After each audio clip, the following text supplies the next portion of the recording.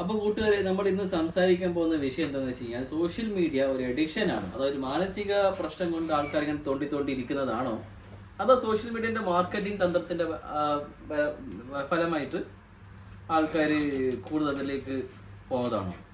ഇതാണ് നമ്മൾ ഇന്നത്തെ വിഷയം. അപ്പോൾ എൻ്റെ ഒരു കാഴ്ചപ്പാട് നോക്കുകയാണെങ്കിൽ സോഷ്യൽ മീഡിയ കൊണ്ട് നമുക്ക് കൂടുതൽ കുറേ അധികം വിവരം നമുക്ക് ഡെയിലി ഇപ്പോൾ എത്തുന്നുണ്ട്. ഫോർ എക്സാമ്പിൾ, ഇപ്പോൾ എന്താ പറയുക, നമ്മുടെ നേപ്പാളിലെ സംഭവം നമുക്ക് എടുക്കാം.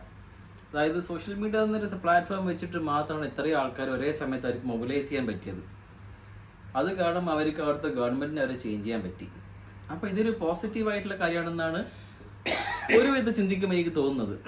അതേസമയം എല്ലാ മനുഷ്യർക്കും മനസ്സ് ഒരേപോലെയല്ല. ചിലർക്ക് ഇതിനെക്കൊണ്ട് ആങ്സൈറ്റി ഇഷ്യൂസ് ഉണ്ടായേക്കാം, കുട്ടികളിൽ അഡിക്ഷൻ ഉണ്ടായേക്കാം. അഡിക്ഷൻ ഉണ്ടാകുമ്പോൾ എന്ത് സംഭവിക്കും, ഈ ഫോൺ കയ്യിൽ നിന്ന് മാറ്റിക്കഴിഞ്ഞാൽ കുട്ടികൾ വളരെ, ചില വീഡിയോസ് കാണാറുണ്ട്, കുട്ടികൾ വളരെ എന്താ പറയുക ആനിമലിസ്റ്റിക് ആയിട്ട് റിയാക്ട് ചെയ്ത് പ്രാന്തന്മാരെ പോലെ റിയാക്ട് ചെയ്യുന്ന സംഭവങ്ങൾ കണ്ടിട്ടുണ്ട്. അപ്പോൾ ഇതിന് രണ്ട് വശങ്ങളുണ്ട് എന്നതാണ് എൻ്റെ ഒരു പൊതു കാഴ്ചപ്പാടെന്ന് എനിക്ക് തോന്നുന്നത്. എന്നാലും നമുക്ക് നമ്മുടെ റൂമിലെ മറ്റംഗങ്ങളായ ആൾക്കാരുടെ നമുക്ക് കൂടുതൽ ചോദിച്ച് മനസ്സിലാക്കാം. ഫസ്റ്റ് തന്നെ, അല്ലെങ്കിൽ ആദ്യമായി നമുക്ക് ഷഫാദിൽ നിന്ന് തുടങ്ങാം. നമസ്കാരം. അപ്പം സഞ്ജയ് സാർ പറഞ്ഞ പോലെ നമ്മുടെ മൊബൈൽ, അതായത് സോഷ്യൽ മീഡിയയിൽ അഡിക്ഷന് ഇപ്പം എല്ലാ കാര്യത്തിലും അതിൻ്റേതായിട്ട് ഒരു അഡ്വാൻറ്റേജ്, അതായത് ഒരു നല്ല പക്ഷമുണ്ട്, ഒരു മോശമായിട്ടുള്ളൊരു പക്ഷമുണ്ട്. അതിലാണ് ഈ അഡിക്ഷന് കാര്യങ്ങളൊക്കെ വരുന്നത്. നല്ല പക്ഷം നോക്കുകയാണെങ്കിൽ ഇപ്പം നമുക്കൊരുപാട് ഇത് കണക്ക് സോഷ്യൽ മീഡിയ നമുക്ക് ഒരുപാട് കാര്യങ്ങൾ നമുക്ക് പഠിക്കാൻ പറ്റുന്നുണ്ട്. പിന്നെ അതുപോലെ തന്നെ സോഷ്യൽ മീഡിയ വഴി കുറേ ആൾക്കാർ ഏൺ ചെയ്യുന്നുണ്ട്. അതുപോലെ തന്നെ ഇപ്പം നമുക്ക് ഒരു ഫ്രീ ടൈമിൽ കുറച്ച് നേരം നോക്കുന്നത് കൊണ്ടോ അല്ലെന്നുണ്ടെങ്കിൽ ഒരല്പസമയം നമ്മൾ മൊബൈൽ യൂസ് ചെയ്യുന്നത് കൊണ്ടോ ഒന്നും ഒരു അഡിക്ഷൻ എന്ന് പറയാൻ പറ്റില്ല. അഡിക്ഷൻ എന്ന് പറഞ്ഞു കഴിഞ്ഞാൽ നമുക്ക് ഇതില്ലാണ്ട് അത് പറ്റില്ല എന്ന്. അതായത് ഇപ്പം പിള്ളേരായിരുന്നാലും ഗെയിം കളിക്കുന്നത്, ഇപ്പോൾ ഒരു ഫോർ എക്സാമ്പിൾ ഈ പബ്ജി ഗെയിമൊക്കെ ഒരു അഡിക്ഷൻ ആയിട്ടുള്ള ഒരു സമയത്ത് പിള്ളേർ അവരുടെ ന്യൂസൊക്കെ നമ്മൾ ഇവിടെ കണ്ടിട്ടുണ്ട് അല്ലേ? കണ്ടിട്ടില്ലേ? കണ്ടിട്ടുണ്ട്. അങ്ങനത്തെ ആ ഒരു ഇതൊക്കെ ആണ് അഡിക്ഷൻ എന്ന് പറയുന്നത്. അപ്പോൾ എന്നെ സംബന്ധിച്ച് നമ്മൾ കുറച്ചെല്ലാം സോഷ്യൽ മീഡിയയിൽ നമ്മൾ ആക്റ്റീവായിരിക്കണം. അല്ലെന്നുണ്ടെങ്കിൽ കുറച്ച് നമ്മളിപ്പോൾ ഒരു ഇൻസ്റ്റാഗ്രാം യൂസ് ചെയ്യുന്നതുകൊണ്ടോ അല്ലെന്നുണ്ടെങ്കിൽ നമുക്ക് ഒരു ടൈം പാസിന് വേണ്ടി യൂസ് ചെയ്യുന്നതുകൊണ്ടോ കുറ്റം ഇല്ല എന്നാണ് എൻ്റെ ഒരു അഭിപ്രായം. അപ്പോൾ ഞാൻ ആ ഒരു അഡിക്ഷൻ എന്നുള്ള പോയിന്റിലേക്ക് ഒന്നുകൂടി തിരിച്ചു വരികയാണെങ്കിൽ, ഇപ്പോൾ ഒരു അഡിക്റ്റായൊരു മനുഷ്യന് ഒരിക്കലും ഇതൊരു അഡിക്ഷൻ ആണെന്ന് ഒരിക്കലും തോന്നിക്കാറില്ല എന്നാണ് എനിക്ക് തോന്നിയിട്ടുള്ളൊരു കാര്യം. അതായത് ഇപ്പം നമ്മൾ ഏതൊരു കാര്യം ആയിക്കോട്ടെ, പുകവലി ആയിക്കോട്ടെ, അയാൾ പറയാം എന്താ എനിക്ക് വേണമെന്ന് വെച്ചാൽ നാളെ നിർത്താൻ പറ്റും, പക്ഷെ നാളെ നിർത്തുമോ ഇല്ല. അതാണ് എല്ലാ അഡിക്ഷൻ്റെ ഒരു പ്രത്യേകത. അതായത് അഡിക്റ്റ് ആയിരിക്കുന്ന ആൾക്ക് ഒരിക്കലും ഇത് അഡിക്ഷൻ ആണെന്ന് ഒരിക്കലും പറയാനുള്ളൊരു കഴിവില്ല. അപ്പോൾ സോഷ്യൽ മീഡിയ നാളെ നമുക്ക് വേണം നിർത്താമെന്ന് വിചാരിക്കും, പക്ഷെങ്കിൽ നമുക്കത് മൊബൈൽ എടുത്തിട്ട് നോക്കിപ്പോവും. എന്നാണ് ഒരു പ്രത്യേകത. അപ്പം അടുത്തതായിട്ട് ഇതിനെപ്പറ്റി സംസാരിക്കും നമുക്ക് നമ്മളെ സുബീഷിലേക്ക് പോവാം. തന്നെ പരിപാടി മെയിൻ പ്രശ്നം എന്താ, ഫോൺ എടുത്തു കഴിഞ്ഞാൽ ഫോൺ ഇല്ലാണ്ടൊരു പരിപാടി നടക്കുന്നില്ല. ഫുഡ് കഴിക്കുമ്പോൾ ഫോൺ കാണും, ഡ്രൈവ് ചെയ്യുന്ന സമയത്ത് ഇടയ്ക്കിടയ്ക്ക് ഫോണൊന്നും നോക്കിയില്ലെങ്കിൽ പ്രശ്നമാണ്. പല കാര്യങ്ങളും ഇപ്പം എനിക്ക് പേഴ്സണലി എൻ്റെ കാര്യം പറയുന്നത്, ഞാൻ ഭയങ്കര അഡിക്റ്റ് ആയിപ്പോയി. റീൽസ് നോക്കിക്കൊണ്ടിരിക്കുക. ഇപ്പോൾ ഒരു ഫുഡ് കഴിക്കണമെങ്കിൽ ഫോൺ നോക്കിയാലേ ഫുഡ് കഴിക്കാൻ പറ്റുന്നുള്ളൂ. ഡ്രൈവ് ചെയ്യുന്ന സമയത്ത് ഇടയ്ക്കിടയ്ക്ക് എടുത്ത് നോക്കേണ്ട അവസ്ഥ വരുന്നുണ്ട്. സോഷ്യൽ മീഡിയ ഭയങ്കരമായിട്ട് നമ്മുടെ പേഴ്സണൽ ലൈഫിലും മറ്റും ഭയങ്കരമായിട്ട് ഇപ്പം ഇൻട്രാക്ട് ചെയ്തുകൊണ്ടിരിക്കുന്നുണ്ട്. ഇപ്പോൾ റൂമിൽ നമ്മൾ ഇത്രയും പേര് താമസിക്കുമ്പോഴും മിക്കപ്പോഴും ഓരോരുത്തരും ഓരോ ഫോണിനുള്ളിലാണ് നിൽക്കുന്നത്. ഫാമിലിയിലും അതെ, കുട്ടികളും അതെ. ഒരു മുമ്പൊക്കെ കൂട്ടുകുടുംബത്തിലൊക്കെ പരസ്പരം ആൾക്കാർ ഇരുന്ന് സംസാരിക്കായിരുന്നു. ഇപ്പം നിങ്ങളൊരു ഫ്രണ്ട് സർക്കിളിൽ നോക്കിയാൽ നമുക്ക് മനസ്സിലാവും, ഒരു 5 പേര് ഇരിക്കുന്നുണ്ട്, 5 പേരും അവരവരെ ഫോണിലാണുള്ളത്. അതൊരു വലിയ ഡേഞ്ചറായിട്ടുള്ള അവസ്ഥയിലേക്കാണ് പോയിക്കൊണ്ടിരിക്കുന്നത്. പിന്നെ ജനങ്ങളുടെ ഇടയിൽ ഇപ്പോൾ സോഷ്യൽ മീഡിയ ഭയങ്കര നെഗറ്റീവായിട്ട് ബാധിക്കുന്നുണ്ട്. പേഴ്സണൽ ലൈഫും ഭയങ്കര പ്രശ്നമാണ്. ഇപ്പോൾ കഴിഞ്ഞ ദിവസം കേരളത്തിലൊരു ഇഷ്യൂ വന്നിട്ടുണ്ട്. ഒരു ഹസ്ബൻഡ് ആൻഡ് വൈഫിൻ്റെ കാറിലിരിക്കുന്ന സമയത്ത് ഏതൊരു കുട്ടി എന്തോ വീഡിയോ എടുത്തിട്ട് ഔട്ട് ചെയ്ത പ്രശ്നമൊക്കെ. ഇപ്പം എന്തുണ്ടെങ്കിലും ക്യാമറയിലേക്ക് എടുക്കുക എന്നുള്ളത്. ഇപ്പം നമ്മുടെ കരാമയിൽ ഓണത്തിന് ഒരു ഇഷ്യൂ നടന്നിട്ടുണ്ട്, ഓണത്തിന് തല്ല് നടന്നിട്ടുണ്ട്. അത് ഷൂട്ട് ചെയ്ത് കാണുമ്പോൾ കാണാം, കുറച്ച് പേര് അടി ഉണ്ടാക്കുമ്പോൾ വേറെ കുറേ ആൾക്കാർ ഫോൺ പിടിച്ചിങ്ങനെ നിൽക്കുകയാണ്. അതെടുക്കുക, അത് ഈ പറഞ്ഞ FB ഇടുക അല്ലെങ്കിൽ ഇൻസ്റ്റയിൽ ഇടുക, റീച്ച് കിട്ടാൻ നോക്കുക.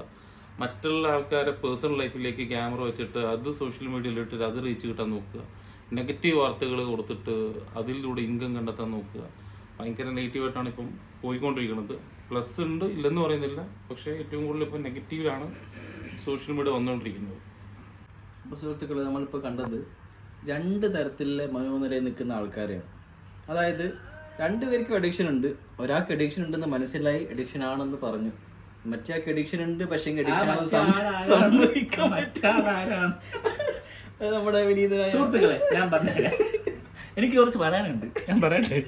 ഇപ്പം ഈ പുള്ളിക്കാരൻ പറഞ്ഞ അഡിക്റ്റ് ആണുള്ളതെന്ന് എനിക്ക് അറിയാം. ഞാൻ ഫോൺ കുറച്ച് അധികം യൂസ് ചെയ്ത് കൊണ്ടിരിക്കുന്ന ഒരു സമയം എനിക്ക് മനസ്സിലായി എനിക്ക്. അപ്പം ഞാൻ എന്ത് ചെയ്തു, അതിലൊരു ടൈം വയ്ക്കാം. ഞാൻ വന്ന് റൂമിൽ കയറി കഴിഞ്ഞാൽ ഫോൺ എടുക്കണം.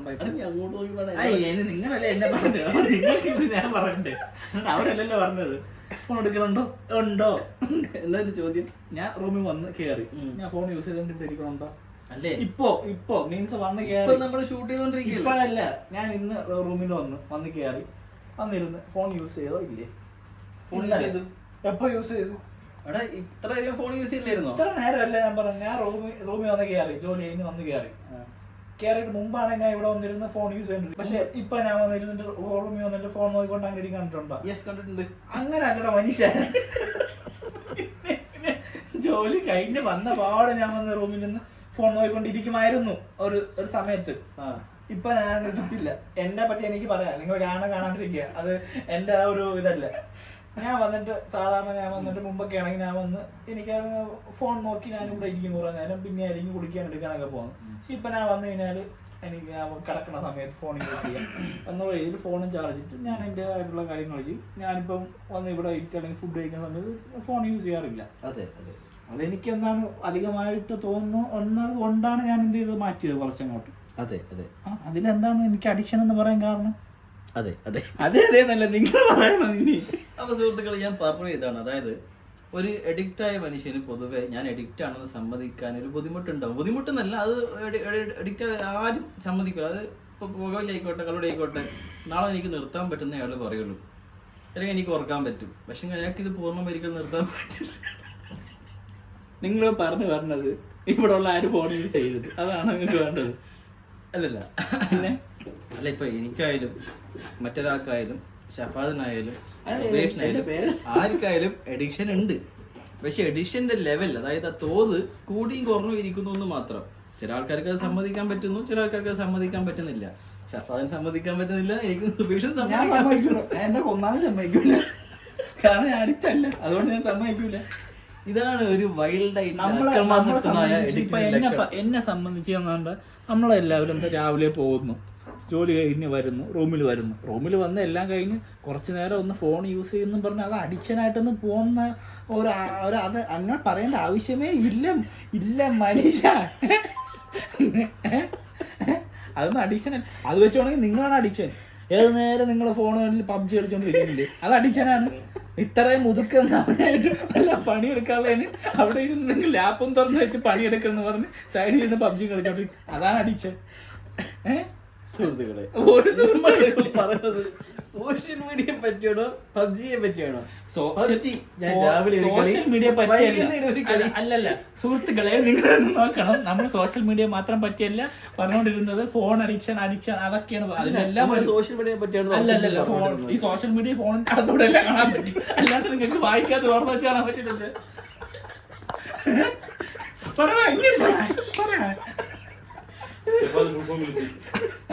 അപ്പൊ അത് അഡിക്ഷൻ ഇല്ലേ? അഡിക്ഷൻ അല്ലേ? പറയാ, ചിരിച്ച് ഓർക്കില്ല ആ സമയത്തിരുന്ന്. എന്ത് പറയട്ടെന്ന് ഞാൻ പറയാം. ചിരിച്ച് ഓർക്കല്ലേ എന്നോ? അതെ, കുറച്ച് നമുക്ക് ആലോചിച്ചിട്ട് വേണം ഈ കാര്യത്തിൽ നമ്മൾ കാണാൻ വേണ്ടി. അതായത് ഒരു എഡിക്ഷൻ എന്ന് പറയുമ്പോൾ ഞാൻ നേരത്തെ പറഞ്ഞല്ലോ, നമുക്ക് തിരിച്ചറിയാൻ പറ്റില്ല. അതായത് ഞാനിപ്പോൾ ഇവൻ പറഞ്ഞ മാതിരി PUBG ഉപയോഗിക്കുന്ന വെച്ച് കഴിഞ്ഞാൽ ഇപ്പം നമുക്ക് ഉറക്ക് വരും, അല്ലെങ്കിൽ ഡീമോട്ടിവേറ്റ് ആയിട്ട് ഒരു എനർജി ഇല്ലാത്ത സമയങ്ങളിൽ PUBG കളിക്കുമ്പോഴത്തേക്കും കുറേ അലേർട്ടാവും നമ്മൾ. അതായത് നമുക്ക് റിയൽ ടൈമിലാണ് നമുക്ക് വോയിസ് മോണിറ്റർ ചെയ്യണം, ആളെ നോക്കണം, എന്നിട്ട് നമ്മൾ ഷൂട്ട് ചെയ്യണം. അപ്പോൾ നമ്മളെ എല്ലാ സെൻസസ് ഓൾമോസ്റ്റ് എൻഗേജ് ആയിക്കൊണ്ടിരിക്കുക. ഇങ്ങനെ തന്നെ അഡിക്ഷനോട്ട് പറയട്ടെ. അപ്പോൾ ഒരു സമയം എല്ലാ സെൻസസും നമ്മൾ അലേർട്ട് ആകുമ്പോഴത്തേക്കും നമ്മൾ പെട്ടെന്ന് എനർജറ്റിക് ആവും. അതായത് ഒരു ഗെയിം കളിച്ച് നിർത്തി കഴിഞ്ഞാൽ പിന്നെ നമുക്ക് വർക്കിലേക്ക് കയറുമ്പോഴത്തേക്കും ഓട്ടോമാറ്റിക്കലി ഒരു ഫോക്കസ് കിട്ടും. അതായത് എന്നെ സംബന്ധിച്ചിടത്തോളം. അപ്പോൾ ഇതിന് ഞാനൊരു ടൂളായി ഉപയോഗിക്കുന്നത്. അതായത് അലേർട്ട് ആവാൻ വേണ്ടി, അറ്റൻഷൻ കിട്ടാൻ വേണ്ടി ടൂളായി. ഇപ്പോൾ ഉറങ്ങിയിരിക്കുന്ന സമയത്ത് ഇത് കളിക്കുകയാണെങ്കിൽ ഓക്കെ, റെഡിയായി. അങ്ങനെ ഇത് ഞാൻ കാണുന്നു. ഇതിനെക്കൊണ്ട് നെഗറ്റീവ് ബെനിഫിറ്റ് എനിക്കിത് ഉണ്ടായിട്ടില്ല. ഷഫാദ് ദേഷ്യം വന്നപ്പോ ഇപ്പൊ അത് ഞാൻ ഫുൾ ടൈം കളിച്ചോണ്ടിരിക്കുന്നൊക്കെ പറഞ്ഞു. അതൊരു സത്യാവസ്ഥയല്ല. ഇതുപോലെ തന്നെയാണ് എന്റെ കാര്യം. പക്ഷേ ഷഫാദിന്റെ കണ്ണിൽ നോക്കുമ്പോൾ അത് അഡിക്ഷൻ ആണെങ്കിൽ അതിന് അഡിക്ഷൻ. വർക്കെല്ലാം കഴിഞ്ഞ് ഞാനും വന്ന് ഫുഡെല്ലാം കഴിച്ചിട്ട് കുറച്ച് നേരം ഒന്ന് റീൽസ് കൊണ്ട് മൈൻഡ് ഒന്ന് റിലാക്സ് ആക്കാൻ വേണ്ടി ഞാനും കാണുന്നു. അതൊരു അഡിക്ഷൻ അല്ല. അത് അഡിക്ഷൻ ഷഫാദ് ബാധിക്കുന്നു, അത് അഡിക്ഷൻ ആണെന്ന് ഞാൻ പറയുന്നു. എന്നാൽ ഞാൻ നിങ്ങൾ അഡിക്ഷൻ ആണ്, ഞാനും അഡിക്ഷനാണ്. വേണമെങ്കിൽ ഷഫാദ് അങ്ങനെ ബാധിക്കും, അതിൽ കുഴപ്പമൊന്നുമില്ല. അടുത്തതായി നമ്മൾ നമ്മുടെ ക്യാമറമാനായ ഷാഹിനിലേക്ക് കടക്കുന്നു. ഇപ്പോൾ ഒരുപാട് ആൾക്കാർ സോഷ്യൽ മീഡിയയിൽ അഡിക്റ്റ് ആവുന്ന സമയമാണ്. ഞാനും അഡിക്റ്റ് ആണ്. നമ്മൾ ഒരുപാട് നേരം സ്ക്രോൾ ചെയ്ത് പോകും. നമ്മൾ എന്തെങ്കിലും വേറൊരു ആവശ്യത്തിനായിരിക്കും ഫേസ്ബുക്ക് ഓപ്പൺ ആക്കുന്നത്. ചിലപ്പോൾ മാർക്കറ്റ് പ്ലേസ് കയറാൻ വേണ്ടി ഓപ്പൺ ആക്കും. പക്ഷേ നമ്മൾ റീൽസും കണ്ടിങ്ങനെ അങ്ങ് പോകും. അത് ഒരുപാട് ടൈം കൺസ്യൂം ആവുന്നുണ്ട്. അതുകൊണ്ട് പ്രത്യേകിച്ച് ഉപയോഗമൊന്നുമില്ല, പക്ഷെ നമ്മുടെ ടൈം വെറുതെ വേസ്റ്റ് ആവുന്നുണ്ട്. അപ്പോൾ എല്ലാവരും ചില സമയത്ത് വിചാരിക്കാറുണ്ട്, ചില ആൾക്കാരെല്ലാം ഇപ്പോൾ സോഷ്യൽ മീഡിയ നിർത്തി അല്ലെങ്കിൽ സ്മാർട്ട് ഫോൺ നിർത്തി സാധാ ബേസിക് ഫോണിലോട്ടൊക്കെ പോകുന്ന സമയമാണിത്. അപ്പോൾ ഞാൻ ചില സമയത്ത് ആലോചിക്കാറുണ്ട്, ഈ സ്മാർട്ട് ഫോൺ നിർത്തിയിട്ട് സാധാ ഒരു ഫോണിലോട്ട് ബേസിക് ഫോണിലോട്ട് പോകണം, അങ്ങനെ വിചാരിക്കാറുണ്ട്. പക്ഷേ ജോലിയുടെ കുറച്ച് ആവശ്യങ്ങളും ടീംസും കാര്യങ്ങൾ, ഇമെയിൽ അങ്ങനത്തെ കാര്യങ്ങൾ ഉള്ളത് കൊണ്ട് സ്മാർട്ട് ഫോണിലോട്ട് വീണ്ടും നിൽക്കുന്നതേ ഉള്ളൂ. അങ്ങനെ സോഷ്യൽ മീഡിയ അഡിക്റ്റ് ആണ്, ഒരുപാട് ആൾക്കാർ അഡിക്റ്റ് ആണ്. അപ്പോൾ ഷാഹിനോട് എനിക്ക് ചോദിക്കാനുള്ള ഒരു കാര്യം എന്ന് വെച്ച് കഴിഞ്ഞാൽ, ഇത് ഒരു നമ്മുടെ മനസ്സിൻ്റെ കുഴപ്പം കൊണ്ടാണോ നമ്മളിങ്ങനെ അഡിക്റ്റായി മാറുന്നത്, അതോ സോഷ്യൽ മീഡിയേൻ്റെ ഒരു സ്ട്രാറ്റജി, അതായത് അൽഗോരിതത്തിൻ്റെ ഒരു സ്പെഷ്യാലിറ്റി ആണോ, ഒരു കഴിവാണോ നമ്മളെ അഡിക്റ്റ് ആകാൻ? ഡെഫിനറ്റ്ലി ഇത് സോഷ്യൽ മീഡിയ അൽഗോരിതത്തിൻ്റെ ഒരു സ്പെഷ്യാലിറ്റി തന്നെയാണ്. നമ്മളെ എൻഗേജ് ചെയ്യിപ്പിക്കുക, അതായത് ഓരോ യൂസറിനും അവരുടെ കണ്ടന്റ്, അവർക്ക് വേണ്ടി സെപ്പറേറ്റ് കണ്ടന്റ് തന്നെ ജനറേറ്റ് ചെയ്യുക. നമ്മൾ സെർച്ച് അനുസരിച്ച് നമുക്ക് വരുന്ന ഫീഡെല്ലാം മാറിക്കൊണ്ടിരിക്കും. നമുക്കിപ്പോൾ ഒരു കാർ ലവർ ആണെങ്കിൽ അവർക്ക് വരുന്ന ഫീഡെല്ലാം കാറിനെ പറ്റി ബേസ് ചെയ്തായിരിക്കും. അവരുടെ സെർച്ച് ഹിസ്റ്ററി അനുസരിച്ചായിരിക്കും എല്ലാം മാറുന്നത്. അപ്പോൾ ഇതെല്ലാം ഓരോ യൂസറിനെയും പിടിച്ചിരുത്താനുള്ള സോഷ്യൽ മീഡിയയുടെ ഓരോരോ മാർക്കറ്റിംഗ് തന്ത്രങ്ങളാണ്. ഇത് അവരെ കുറ്റം പറയാൻ പറ്റത്തില്ല. ഇത് നമ്മൾ ചെയ്യുന്ന യൂസറും ഇതിൽ കുറച്ച് കൺട്രോൾ ആയിരിക്കണം. ഇപ്പോൾ നമ്മളിപ്പം എന്താവശ്യത്തിനാണോ ഇപ്പോൾ സോഷ്യൽ മീഡിയ കയറുന്നത്, ഇപ്പോൾ ചിലപ്പോൾ നമുക്കൊരു കമ്പനിയെ പറ്റി സെർച്ച് ചെയ്യാനായിരിക്കും ചിലപ്പോൾ കയറുന്നത്, അല്ലെങ്കിൽ ഒരു കമ്പനിയുടെ ഫേസ്ബുക്ക് പോസ്റ്റ് നോക്കാനായിരിക്കും, അല്ലെങ്കിൽ ഇൻസ്റ്റാഗ്രാം പോസ്റ്റ് നോക്കാനായിരിക്കും. അങ്ങനെ കയറുന്ന സമയങ്ങളിലാണെങ്കിൽ നമ്മൾ മാക്സിമം അത് മാത്രം നോക്കിയിട്ട് പെട്ടെന്ന് ഇറങ്ങാനുള്ള വകുപ്പ് നോക്കുക. നമ്മളൊരു 5 മിനിറ്റ് സ്ക്രോൾ ചെയ്ത് നമുക്ക് റീൽസ് നോക്കാമെന്ന് പറഞ്ഞ് നമ്മൾ ഇരുന്ന് കഴിഞ്ഞാൽ ചിലപ്പോൾ ഒരു 5 മിനിറ്റ് എന്നുള്ളത് ചിലപ്പോൾ ഒരു 50 മിനിറ്റ് ആവും. അത് നമ്മുടെ ടൈമും പോവും, പ്രത്യേകിച്ച് യൂസും കാണത്തില്ല. അതായത് ഷാഹിൻ നേരത്തെ പറഞ്ഞ കാര്യം എന്താണെന്ന് വെച്ച് കഴിഞ്ഞാൽ, ഇപ്പോൾ ഒരു കാറിനോട് താല്പര്യമുള്ള ഒരാൾക്ക് അതിനെ അനുബന്ധിച്ചിട്ടുള്ള കുറേ കോണ്ടന്റ് കിട്ടുമ്പോഴത്തേക്കും അത് നല്ലൊരു കാര്യമല്ലേ? അത് അയാൾക്ക് അപ്ഡേറ്റഡ് ആയിരിക്കാൻ പറ്റില്ല അയാളുടെ ഫീൽഡിലെ കാര്യങ്ങളെ പറ്റിയിട്ട്.